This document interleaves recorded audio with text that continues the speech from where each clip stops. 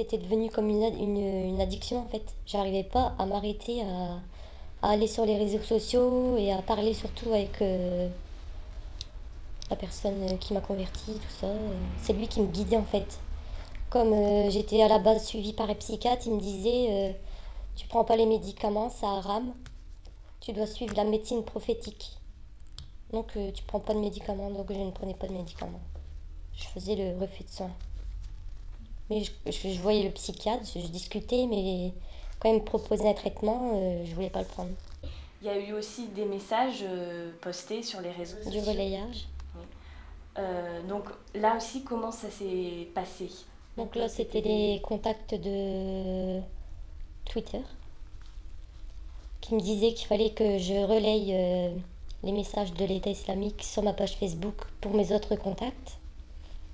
Parce que si je le faisais pas, un châtiment douloureux m'était réservé.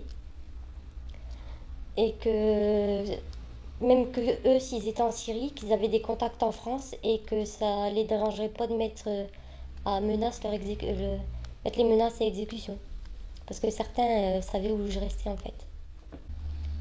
Et c'est par la suite qu'après, qu'il y en a qui m'ont proposé de monter un groupe pour faire exploser une synagogue sur Marseille. Donc ça, moi j'avais été le signaler au bureau de police de Béthune, mais elle avait pas fait de procès verbal. Aujourd'hui, comment vous vous sentez? Dans quel état d'esprit vous êtes?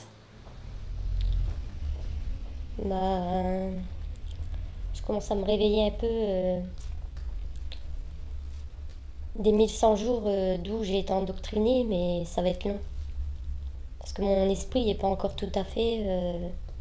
on ne peut pas sortir comme ça d'une emprise du jour au lendemain. Pourquoi vous acceptez de témoigner, de raconter tout ça? Parce qu'en fait, avec le recul, maintenant je me rends compte que je me suis bien fait avoir. Et c'est pour que d'autres prennent conscience que il y a beaucoup de faux imams. En fait, il y en a beaucoup qui se prennent pour des imams et c'est pas des imams sur Internet. Ils te font croire, ils te font croire que ça, ils te racontent n'importe quoi en fait.